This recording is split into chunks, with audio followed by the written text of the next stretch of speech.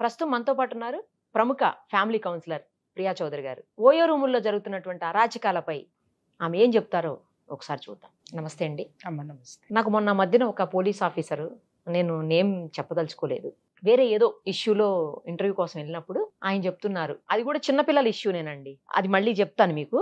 చిన్నపిల్లల ఇష్యూలోనే నేను ఇంటర్వ్యూ కోసం వెళ్ళాను. ఆయన ఆ సందర్భంగా ఇదేంటండి పిల్లలు అలా చేస్తున్నారు అన్నప్పుడు, మేడం మీకేం తెలుసు అసలు లోపల ఆ ఓయో రూముల్లో చిన్న చిన్న పిల్లలు వస్తున్నారు, అండర్ 18 అండర్ 16 వస్తున్నారు. ముకుందా జ్యువెలర్స్ తెలంగాణలో మొట్టమొదటి ఫ్యాక్టరీ అవుట్లెట్ మన కొత్తపేటలో ఫిబ్రవరి 14న గొప్ప శుభారంభం. ఆడపిల్లలు అయితే మరీ అసలు 11, 12, 13 ఇయర్స్ ఏజ్ లో ఉంటున్నారు మేడం. మగపిల్లలు కొంచెం 15, 16 ఇయర్స్ ఏజ్ లో ఉంటున్నారు. అట్లాంటి ఎన్ని కేసులు చూసామో మేము, చాలా దారుణంగా ఉంది. నేను అప్పుడు అడిగాను, జనరల్ గా ఓయో రూముల్లో మనకు ఒక రూల్ ఉంది, ఆధార్ కార్డు చూపించి దాంట్లో వాళ్ళు కన్ఫర్మ్ చేసుకుని ఏజ్ ఆ తర్వాతనే తీసుకోవాలి అని చెప్పి. బట్ అందుకు భిన్నంగా ఎలా జరుగుతుంది నాకు అర్థం కాలేదు అసలు. ఆయన కూడా ఇంక వదిలేండి మేడం, డెప్త్ ఎందుకు, డీటెయిల్స్ నేను కూడా చెప్పను, చాలా చూస్తున్నాం మేడం అని చెప్పి వదిలేశాడు. అసలు దీన్ని ఎలా తీసుకోవాలి, ఓయో రూముల్లోకి అంత చిన్న పిల్లల్ని ఎలా అలౌ చేస్తున్నారు, అది అర్థం కాని విషయం అసలు. మీరు అడిగారు, మీకు పోలీస్ ఆఫీసరే చెప్పారు, కారణాలు ఆయనకే తెలియాలిగా. ఎలా జరుగుతుందండి, ఒక ఐడెంటిటీ కార్డ్ లేకుండా మైనస్ని ఎలా అలౌ చేస్తారు అంటే, మరి ఆ ప్రశ్నకి ఆయన ఎందుకు సమాధానం చెప్పలేదు? అంటే ఇక్కడ ఎక్కడ లోపం ఉంది, వ్యవస్థలో లోపం ఉంది. ఆ వ్యవస్థలో లోపాన్ని పాప ఆయన చెప్పలేకపోయారు. అంటే ఇంత చెప్పి ఆయనలో ఉన్నటువంటి బాధని కొంతన్నా బయట పెట్టగలిగాడు. అది ఎందుకు జరుగుతుంది అని చెప్తే తనున్నటువంటి వ్యవస్థనే తను బయట పెట్టుకున్నటువంటి పరిస్థితి ఎదురవుతుంది. అందుకని ఆయన ఆ ధైర్యం చేయలేకపోయారు.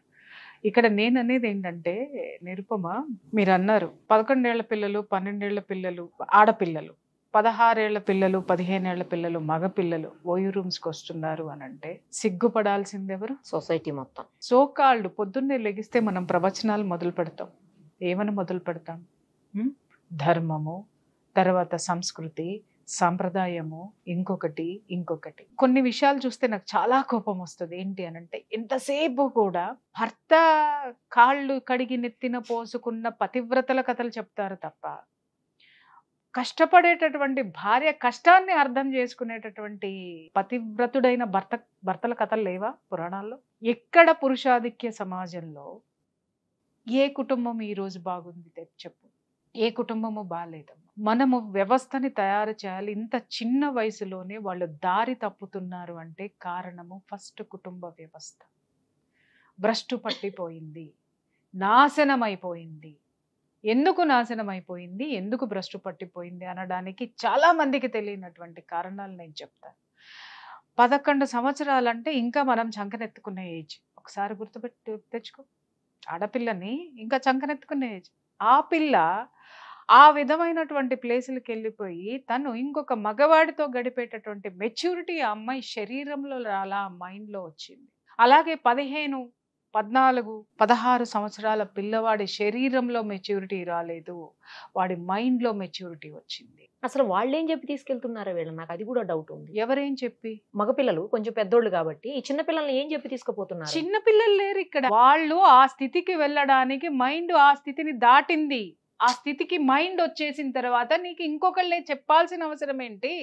నువ్వు అదే స్థితిలో ఉన్నావు, నేను అదే స్థితిలో ఉన్నా, చలో అన్నాము, వెళ్ళాము. మైండ్ మేకప్ అయింది, నాట్ బాడీ. ఇక్కడ మనం ఏమనుకుంటామంటే, శరీరంలో ఈ విధంగా ఎందుకు ఇలా తయారైపోతున్నారు, వీళ్ళు ఏం చెప్పి తీసుకెళ్తున్నారు, వాళ్ళు అన్యాయం అయిపోతున్నారు. ఇక్కడ ఎవరు అన్యాయం అవ్వడం లేదు, మ్యూచువల్ అండర్స్టాండింగ్ తోటే వెళ్తున్నారు. బట్ వాళ్ళ వయస్సు కంటే వాళ్ళ ఆలోచనలు, వాళ్ళలో ఉన్నటువంటి ఆలోచనాత్మక ధోరణి, మెచ్యూరిటీ వాళ్ళ వయసుకు మించి రెట్టింపు వేగంతో ఎదిగిపోయింది.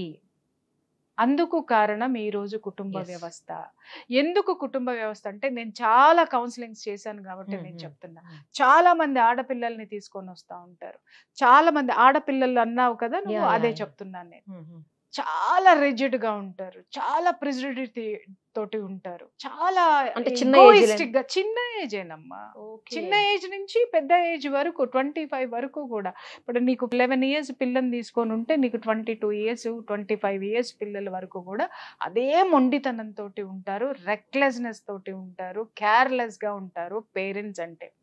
ఈ పేరెంట్స్ నా దగ్గరికి ఏమి వచ్చి చెప్తారు, పాపం వాళ్ళు తండ్రేమో ఒక పక్క నష్టాల పాలో కష్టాల పాలు అయిపోయి ఎట్లాగొట్ట జీవితాన్ని ఈదుకొస్తూ వీళ్ళని చదువు కోసం అప్పుల పాలు చేసే పాలు అయిపోతూ కూడా వాళ్ళని చదివిస్తూ ఉంటే వాళ్ళు అర్థం చేసుకోవట్లేదు. తల్లి చాలా పెద్ద పొజిషన్లో ఉంటుంది, లేదా తల్లి కూడా కష్టపడుతూ అప్పులు తీర్చుకుంటూ వీళ్ళని సాదుకుంటూ వీళ్ళకి చదువులు చెప్తున్నా కూడా నా బిడ్డ ఇలా అయిపోయిందండి, ఇదిగో ఈ వయసుకే మగపిల్లలతోటి మాట్లాడుతుంది, ఈ వయసుకే ఇలా అయిపోతుంది, బాయ్ ఫ్రెండ్స్ ఉన్నారు, 13 సంవత్సరాలు 12 సంవత్సరాలు 14 సంవత్సరాలు అని అంటే మొదట్లో వాళ్ళు చెప్పింది విన్న తర్వాత చాలా జాలేసింది పేరెంట్స్ మీద. సో నేను ఆ పిల్లల్ని కూర్చోబెట్టి, అదేంటమ్మా ఇన్ని త్యాగాలు చేస్తున్నారు నీ పేరెంట్స్, ఇది ఉండదు అనంటే వాళ్ళు ఇలానే కూర్చుని ఏం మాట్లాడరు. వాళ్ళ కళ్ళల్లోకి చూస్తే ఒక ఆవేదన కనిపిస్తుంది. అప్పుడు ఇమ్మీడియట్ గా నేను పేరెంట్స్ని బయట కూర్చోండి అని చెప్పేసి ఈ పిల్లలతో కనీసం నేను అరగంట పాటు ఫ్రెండ్షిప్ చేయాలి. నేను వాళ్ళతో ఫ్రెండ్షిప్ చేసి వాళ్ళ వ్యక్తిగత విషయాల్లోకి వెళ్ళాలి అని అంటే నేను వాళ్ళలోకి వెళ్ళి వాళ్ళ యొక్క స్థితిని తెలుసుకున్న తర్వాత మెల్లగా వాళ్ళ నుంచి నేను ఆ డీటెయిల్స్ రాబడితే వాళ్ళు చెప్తున్నది ఏంటి అని అంటే, ఇంట్లో నిత్యం మా అమ్మ నాన్న కొట్టుకుంటారండి. ఎందుకంటే అమ్మ హై పొజిషన్లో ఉంది, నాన్న లాసుల్లో ఉన్నారు. అమ్మ ఎప్పుడు నేనే కష్టపడుతున్నా, నేనే పోషిస్తున్నా, నీకేం చేత కాదని నాన్న అంటది. నాన్నేమో నువ్వు వాళ్ళతో తిరుగుతున్నావు, వీళ్ళతో తిరుగుతున్నావు, నువ్వు అట్లా అని చెప్పేసి అని వీళ్ళిద్దరూ ఎప్పుడు కొట్లాడుకుంటూ ఉంటారు అని ఒక కథ చెప్తారు. ఒక కథ. ఇంకొక కథ ఏంటి అని అంటే, మా నాన్న పెద్ద బిజినెస్ మ్యాగ్నెట్ అండి, వ్యాపారస్తుడు. ఆయనకి బోల్డ్ మంది గర్ల్ ఫ్రెండ్స్ ఉన్నారు. మా అమ్మ 24 hours మేము ఇంటికి వెళ్ళాము అంటే మా నాన్న ఎవరితో తిరుగుతున్నాడు, ఏం చేస్తున్నాడు, ఏమైతున్నాడు, ఇదే మా నాన్నని తిడుతూ ఇదే గొడవ మా ఇంటికి వెళ్ళేసరికి అమ్మ ప్రేమ అనేటటువంటిది మేము చూడలేదు. తర్వాత నాన్న వచ్చిన తర్వాత అమ్మకి ఈ విషయం తెలిసిన తర్వాత కొట్టుకోవటం, తిట్టుకోవటం, నానా గోల, ఇవన్నీ మా ముందే బూతులు మాట్లాడుకోవడం ఇవన్నీ జరుగుతున్నాయి. కొంచెం కూడా మాకు మనశ్శాంతి అనేది లేదు. అది ఒక స్టోరీ. అయితే ఇంకొక స్టోరీ ఏముంటుంది అని అంటే, ఇప్పుడు ఏదైనా వచ్చి ఇతను లాస్ అయితే కనుక నీ పుట్టింటి వాళ్ళు ఆదుకోలేదు, లేదా పుట్టింటి వాళ్ళని దుయ్యబట్టడం, ఇటు అత్తింటి వాళ్ళని దుయ్యబట్టడం, వీళ్ళు కొట్లాడుకోవడం. అరే పిల్లలు ఎప్పుడు ఇంటికి వెళ్దామా అని ఎదురు చూడడం మానేసి ఇల్లు తప్ప ఎక్కడికి వెళ్దామా అనేటటువంటి సిచ్యుయేషన్కి ఈ రోజు కుటుంబ వ్యవస్థ ఆడపిల్లల్ని మగపిల్లల్ని రోడ్డు మీద పెట్టేశాయి. ఇక్కడ ఏం జరుగుతుందంటే, ఇప్పుడు నువ్వన్నావు మెచ్యూరిటీ రెట్టింపు ఎట్లా ఎదిగిందమ్మా, అది మనం ఇప్పుడు మాట్లాడుకోవాలి. ఇప్పుడు నువ్వు ఈ 11 ఏళ్ల పిల్లకి తల్లి కూర్చోబెట్టి, చూసావా మీ నాన్న దాంతో పోయాడంట, దీంతో పోయాడంట, అట్లా చేశాడు, ఇట్లా చేశాడు, నువ్వు మాట్లాడాలి, నువ్వు అర్థం చేసుకోవాలి, నువ్వు ఎదిరించాలి అని చెప్పేసి పిల్లకి మెల్లమెల్లగా ఇంజెక్ట్ చేస్తారు. ఎవరు? తల్లి చెయ్యదు. తల్లి చుట్టూ ఉన్నటువంటి వాళ్ళు అమ్మమ్మలో, లేకపోతే మేనమావలో, మేనత్తలో ఈ పిల్లకి ఎక్కువ అంటే నువ్వు ఆలోచించాలి, నువ్వు ఇంటికి నువ్వే పెద్దదానివి, నువ్వే చక్కబెట్టాలి, మీ నాన్న నువ్వే దారిలో పెట్టాలంటే మెల్లగా ఆ పిల్లలు ఏమవుతుందంటే పెద్దరికం అనేది వయసుకి మించినటువంటి పెద్దరికాన్ని తెచ్చి పెట్టుకుంటూ ఉంటుంది. తెచ్చి పెట్టుకుంటూ ఉన్నటువంటి ఆ పెద్దరికము నాన్నని క్వశ్చన్ చేయటం దగ్గర నుంచి స్టార్ట్ చేసి, నాన్నని అదుపులో పెడితే నాన్నని ఒక మాట అనగానే నాన్న కొడతాడు, లేదా నాన్న తిడతాడు, లేదా కూతురు అంటే ప్రేమ ఉంటే నాన్న భయపడతాడు. అలా నాన్నని కంట్రోల్లో పెట్టాలి అని ఈ అమ్మాయి కొంచెం ఇనిషియేట్ తీసుకుని ఆ ఇంట్లో ఉన్నటువంటి పరిస్థితులను ఇనిషియేట్ తీసుకుంటూ అక్కడితోటే ఆగిపోతుందా వాళ్ళ మెచ్యూరిటీ? నాన్న కూడా అమ్మ గురించి చెప్తాడు, నువ్వు కూడా అమ్మకి చెప్పు, అమ్మకి ఇట్లా ఉండమని చెప్పు. ఇదే పెద్దరికం అన్నమాట. ఈ 11 ఏళ్లదే పోయి అమ్మకి చెప్తూ ఉంటుంది. అది చెబుతూ అటు నుంచి ఇటు నుంచి అటు వాళ్ళకి చెప్పి సర్ది చెబుతూ దీనికి వయసుకు మించినటువంటి మాటలు, వయసుకు మించినటువంటి ఆలోచనలు చేయాల్సినటువంటి పరిస్థితి అక్కడ వచ్చేస్తుంది. అయితే కుటుంబంతో ఆగిపోతుందా ఆలోచన? మెచ్యూరిటీ పెరిగిన తర్వాత ఏమవుతుంది? దానికి మించి అక్కడితో ఆగరు పిల్లలు, మిగిలిన వాటి వైపుకి అదే ధోరణితోటి వెళ్ళిపోతారు. వాళ్ళ ఆలోచన పెరిగిపోతుంది, వాళ్ళ మెచ్యూరిటీ పెరిగిపోతుంది. వయసుకు మించి ఎదిగిపోయిన తర్వాత ఇక్కడ వీళ్ళు సర్ది చెప్పిన తర్వాత సంసారం గురించి అర్థమైపోతుంది వీళ్ళకి. అలాగే ఎంత చెప్పినా వీళ్ళిద్దరూ ఒకటి కారు, కొన్ని చోట్ల ఎంత చెప్పినా ఒకటి కారు, లేదా ఎంత జరిగినా కూడా ఇంకొక ప్రెషర్ చెప్తా. ఇది కుటుంబ వ్యవహారాలు. ఇంకొకటి ఏంటంటే, తండ్రి ఒక సాఫ్ట్వేర్ కంపెనీ CEO, తల్లి ఇంకెక్కడో ఏదైనా ఒక గవర్నమెంట్ ఆఫీసరు.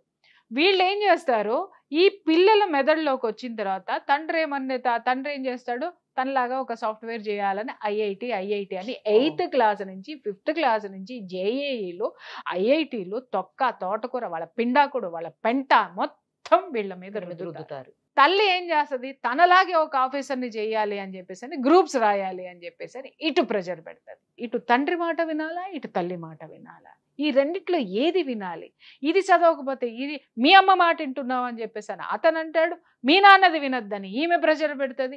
అసలు ఇతడు వీడు కన్ఫ్యూజన్లో లేదా ఆమె కన్ఫ్యూజన్లో పడిపోయి మనశ్శాంతిని ఎత్తుకుందాం అని చెప్పేసి స్కూల్ దగ్గరికి వస్తే తన పక్క దాన్ని గదిలిస్తే దానికి కూడా ఇదే గోల. అరే ఎప్పుడు మనకి టైం వస్తుందా, మన హాస్టల్కి వెళ్ళిపోదామా, ఈ సంసారాన్ని వదిలేసి వెళ్ళిపోదామా అనేటటువంటి సిచ్యుయేషన్లో ఈరోజు ప్రతి ఒక్క పిల్లవాడు స్కూల్లో కూర్చొని ప్రతి ఒక్క పిల్ల మాట్లాడుకుంటున్నారన్న సత్యం ఎంతమంది పేరెంట్స్కి తెలుసు. అప్పుడు ఆ ప్రెషర్ భరించలేక ఇప్పుడు మనకేంటి ఆలోచనాత్మక ధోరణి పెరిగింది, కానీ మెదడులో అంత స్టామినా ఎక్కడుంది, దాన్ని భరించే స్టామినా ఎక్కడుంది? They need a pleasure, they want to escape from their thoughts, escape from their hurdles, escape from their parents, escape from their house. ఒక ప్లెజర్ కావాలి, ప్రశాంతత కావాలి. ఎక్కడ దొరుకుతుంది ప్లెజర్, ప్రశాంతత? బీరు అవి ఇవి ఫస్ట్ స్టార్ట్ చేస్తారు వాళ్ళు. వీటితోటి స్టార్ట్ చేసిన తర్వాత కొన్ని రోజులు పోయిన తర్వాత అది కామన్ అయిపోతుంది. అయినా ఈ ప్రెషర్స్ ఇలాగే ఉంటాయి, ఇంకా పెరుగుతాయి, లేదా వీళ్ళ ఆలోచన ధోరణి పెరిగిపోతుంది. బీరుని దాటిన తర్వాత టచ్ చేసుకోవటాలు, కిస్ పెట్టుకోవటాలు ఇవన్నీ మొదలవుతాయి. అవి మొదలేసిన తర్వాత ఒక మాధుర్యం చవి చూసిన తర్వాత ఇంకొక స్టేజ్కి వెళ్తారు. ఇప్పుడు చెప్పు, ఓయో రూమ్కి వెళ్ళటానికి ఎవరు పర్మిషన్ ఎవరికి కావాలి? కానీ రూల్స్ రెగ్యులేషన్స్ అన్న పర్మిట్ చేయకూడదు కదా కనీసం. భారతదేశంలో ఏదైనా జరుగుతుంది ఇల్లీగల్గా. దేశం ధర్మ మార్గంలో ఉంటే ఇవాళ ఇంతమంది నేరస్తులు ఎందుకు పెరిగారు, ఇంతమంది స్మగ్లర్స్ ఎన్కౌంటర్లు ఎందుకు అవుతున్నారు, ఇంతమంది తీవ్రవాదులు ఎందుకు పుట్టుకొస్తున్నారు? లేదా ఇవాళ నువ్వు ఒక సరుకు కొనుక్కొని అది ఎంత నాణ్యత ఉంది, అలాగే ఇవాళ ఒక ప్రొడక్షన్ పెరగడానికి మొర్రో అని కొట్టుకుంటున్నాము. అన్నీ కూడా పెస్టిసైడ్స్ వేసేసి విపరీతంగా పంటల్ని పెంచేసేసి, అంటే తక్కువ టైంలో ఎక్కువ లాభాలు రావడానికి నడవనటువంటి దారులు, సరికానటువంటి దారులు ఎన్నిటిల్లో నడుస్తున్నారు వాళ్ళు. అటువంటి భారతదేశంలో మనం ఉన్నప్పుడు ఇది సాధ్యం కాదని ఎలా, ఎంత అమాయకత్వంగా ఇంత జర్నలిజంలో ఉండి ఎలా అడుగుతావు నిరూపమ? అంటే చిన్న పిల్లలను చూసినప్పుడైనా కనీసం రూల్స్ రెగ్యులేషన్స్ గుర్తు రావాలి కదా యువతలోడికి. ఎవరికి గుర్తుకు రావాలి? వాడికి కేవలము గుర్తొచ్చేది వ్యాలంటైన్స్ డే గుర్తొస్తుంది. వ్యాలంటైన్స్ డే ఎందుకు గుర్తొస్తుంది అంటే ఆ రోజు ఆ సంవత్సరంలో వాడికి ఎక్కడైనా మైనస్ అయినటువంటిది, 6 నెలల్లో మైనస్ అయినటువంటిది, 3 నెలల్లో మైనస్ అయినటువంటిది ఈ వ్యాలంటైన్స్ డే రోజున నేను మొత్తం రికవర్ చేసేసుకోవాలని చూస్తాడు. కానీ నువ్వు 11 ఏళ్ళని తెస్తే ఎందుకు, 80 ఏళ్ళని తెచ్చుకుంటే వాడికి ఎందుకు? వాడు రూమ్ ఇస్తున్నాడు, దాంట్లోకి ఎవడొచ్చిపోతున్నాడు వాడికి ఎందుకు? అది కాక అతి గొప్ప జడ్జిమెంట్లు మనకున్నాయి. ఆ జడ్జిమెంట్ల అసలు విలువ తెలియదు జనాలకి. వాళ్ళకి జడ్జిమెంట్ ఎందుకు ఇచ్చింది, ఇద్దరు స్త్రీ పురుషులు వాళ్ళకి ఇష్టమైతే కలిసి ఉండొచ్చు అన్నది మాత్రమే పట్టుకుంటారు తప్ప ఆ ఒక్క లైన్కి ముందు ఆ లైన్ ఎందుకు చెప్పాడు అనడానికి 100 పేజీల కారణాలు ఉంటాయి. 100 పేజీల కారణాలు ఎవడైనా జడ్జిమెంట్ చదివే తీసుకోరే. అది తీసుకోకుండా నా ఇష్టం వచ్చినట్టు నేను పోతాను, సుప్రీంకోర్టు నాకు పర్మిషన్ ఇచ్చింది అని అంటే డాష్ పగులుతుంది. అర్థమైందా? ఆ ఒక్కదాన్ని ప్రపంచానికి చూపించి ఎంతమంది కాపురాల్ని తీసే ఆడవాళ్ళు ఉన్నారు, ఎంతమంది కాపురాలు కూల్చుకునే మగవాళ్ళు ఉన్నారు, ఎంతమంది ఇది అడ్డం పెట్టుకొని వ్యాపారాలు నడిపేటటువంటి హోటల్ రూమ్స్, ఓయో రూమ్స్ ఉన్నాయి. ఏది చేత కాదు ఈరోజు నిరుపమ, ఏదైనా సాధ్యమే. ఇప్పుడు మొన్న ఒక సినిమా వచ్చింది, అది ఏం సినిమా? అది KGF. అసలు KGF సినిమా ఒక రియల్ స్టోరీ అంటారు. నాకు తెలిసినంత వరకు అది రియల్ స్టోరీ. నేనైతే ఎక్కడైనా ఇప్పుడు పుట్టించారు కానీ ఆ స్టోరీ నాకు తెలీదు. ఓకే సరే, రియల్ స్టోరీనే అనుకుందాం. అసలు నువ్వు దాన్ని సినిమా తెరకెక్కించేంత గొప్పదనం దాంట్లో ఏముంది నాకు ఒక్కసారి చెప్పమ్మా. విపరీతమైన గ్యాంగ్ వార్లు. దాంట్లో వాడు బంగారు గని కోటకి వెళ్ళిపోయి దాన్ని సాధించేసి పేదలకు ఏమన్నా అన్నదానం చేశాడా, విద్యాలయాలు ఏమన్నా కట్టాడా, లేకపోతే దేశానికి ఇంకేమన్నా చేశాడా, లేకపోతే ప్రాజెక్టులు ఏమన్నా నిర్మించాడా? లేదు. వాళ్ళ అమ్మకి బంగారం ఇస్తానన్నాడు కాబట్టి ఆ గనుల్లోకి వెళ్ళాడు, అంతమందిని చంపాడు, తను క్రిమినల్ అయ్యాడు. చివరికి అంత బంగారం అందుకోవడానికి వాళ్ళ అమ్మ ఉందా? వాళ్ళ అమ్మ ఎప్పుడో చనిపోయింది. చనిపోయిన అమ్మ కోసం క్రిమినల్ అవ్వడం అనే కాన్సెప్ట్ నువ్వు ఎలా చూపిస్తావు? ఏ కారణంతో అది సమంజసమైంది?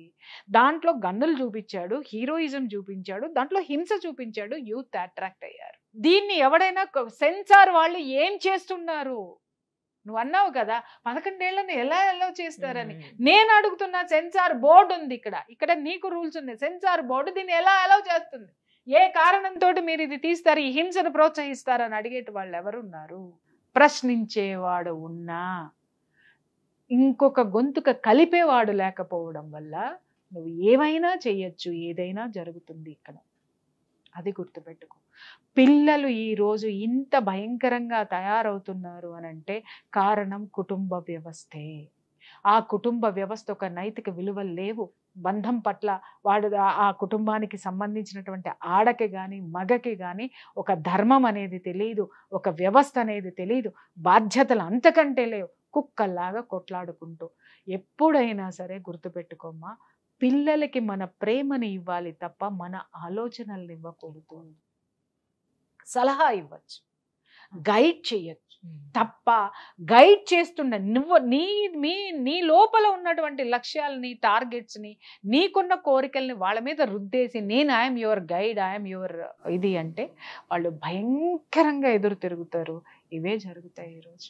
ఈ సందర్భం ఇంకొక విషయం చెప్పాలండి. యాక్చువల్లీ ఒక పెద్ద సో కాల్డ్ స్కూల్స్ 2 కూడాను మన గచ్చిబౌలి ఏరియాలో ఉంటాయి. ఆ స్కూల్కి సంబంధించినటువంటి 15 మంది పిల్లలు 6th క్లాస్ నుంచి ఆల్మోస్ట్ 9th 10th క్లాస్ పిల్లల వరకు కూడా 15 మందిని ఈ సిగరెట్స్ కాలుస్తుంటే పోలీసులు కౌన్సిలింగ్ పిలిచారు. అసలు ఈ సిగరెట్స్ మనకి బ్యాన్ కదా, ఈ సిగరెట్స్ ఎట్లా వచ్చాయి అనేది ఒక క్వశ్చన్ అయితే, నాకు ఆ రోజు పోలీస్ ఆఫీసర్ చెప్పిన దానికి చాలా ఆశ్చర్యం అనిపించిందండి. ఆయన ఏం చెప్పారంటే, అసలు ఎట్లా వస్తాయి సార్ వాళ్ళ దగ్గరికి, వాళ్ళకి అంత ఇప్పుడు అవి కాస్ట్లీ ఉంటాయి, కనీసం 5000 ఏమో మినిమం అంటది సిగరెట్. అంతంత డబ్బులు ఎక్కడి నుంచి వస్తాయి వాళ్ళకు? చిన్నపిల్లలు కదా, 6th క్లాస్ అంటే ఎంత అండి, 11 years బాగా అయితే. ఆ పిల్లలకి ఎట్లా వస్తాయి అంత డబ్బులు అంటే, ఏంటి మేడం వాళ్ళ పాకెట్ మనీ ఎంతో తెలుసా అని అడిగారు నన్ను ఆయన పోలీస్ ఆఫీసర్. ఎంత ఉంటుంది సార్ అంటే 1 lakh మేడం పర్ మంత్ అన్నారు. అంతే. నేను షాక్ తిన్నాను. చాలా మందికి శాలరీస్ కూడా ఉండవు కదండి, 1 month కి 1 lakh శాలరీ. నీకుండవమ్మా, కానీ పేరు మోసిన స్కూల్స్ లో ఉన్న వాళ్ళ పిల్లలకి ఉంటాయి. నీ పిల్లోడికి ఉండదు, నా పిల్లకి ఉండదు. ఇంత దారుణమా? 1 lakh పాకెట్ మనీ? 1 lakh ఏంటంటే 1 lakh అంటే ఇక్కడ వాళ్ళ యొక్క బడాయి చూపించుకోవడానికి ఇస్తున్నారు, కానీ చివరికి వాళ్ళ పిల్లల్ని దేశానికి ఎందుకు పనికి రాకుండా తయారు చేస్తున్నారు. చివరికి వాళ్ళే పనికిరారు అన్న విషయము వీళ్ళకి తెలియడం లేదు. 1 lakh ఎందుకు ఇస్తున్నారు అని అంటే, నువ్వేమనుకుంటున్నావు? ఇవాళ రెస్టారెంట్స్ లో కొన్ని రెస్టారెంట్స్ లోకి వెళ్ళు, ఒక్కసారి నువ్వు వెళ్ళి ఒక బఫెట్ తిని వచ్చావంటే 5,000 ఒక బఫెట్. ఎందుకు ఉంది 5,000 అంటే వాళ్ళలాంటి వాళ్ళ కోసం. ఇవాళ ప్రతిదీ రేట్లు ఎందుకు పెరిగాయి అంటే వీళ్ళ లాంటి వాళ్ళ కోసం పెరిగాయి. ఎందుకున్నాయి? మన మిడిల్ క్లాస్ భరించలేదమ్మా, మన మిడిల్ క్లాస్ భరించలేదు. బట్ ఎందుకున్నాయి ఇవన్నీ?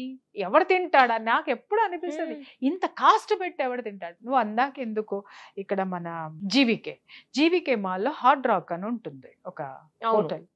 జస్ట్ నువ్వు 11 o'clock అయింది కదా, ఇప్పుడు నువ్వు వెళ్ళి చూడు, 16 years పిల్లలు వచ్చి అక్కడ దమ్ము కొడతారు, మందు కొడతారు. పొద్దున్నే బ్రష్ చేసుకొని వచ్చేస్తారేమో అనిపించింది నాకు. వాళ్ళ అవతారాలు కూడా అట్టే. ఆ స్మోక్ జోన్ లో సిగరెట్ తాగేసి వస్తారు, ఇక్కడ కూర్చొని ఆ బీరో మరి ఏదో బీరో బారో ఏం సస్తుందో తెలియదు ఎదురుగుండా పెట్టుకొని తాగుతారు. హ్యాపీ. ఎవరిస్తున్నారు? 1,00,000 రూపాయలు ఏం చేస్తున్నారు అని అంటున్నావేంటి? 1,00,000 రూపాయలు ఎందుకు పనికొస్తుంది? అక్కడ నువ్వు ఒక్కసారి ఆ బార్ లో నువ్వు బిల్లు కట్టి బయటికి రావాలి అని అంటే 25,000 ఒక రోజుకి అవుతుంది. దీనికి రోజుకి 25,000 కావాలి, నెలకి ఎన్ని లక్షలు కావాలి? 1,00,000 అంటే మరి 6th క్లాస్ పిల్లలకు కూడా 1,00,000. నేను వాళ్ళ గురించే చెప్తున్నాను. నేను వాళ్ళే ఉంటారు అక్కడ, వెళ్ళండి. ఇంకా చాలా ఉన్నాయి, అదొక్కటే లేదు, ఇంకా చాలా ఉన్నాయి.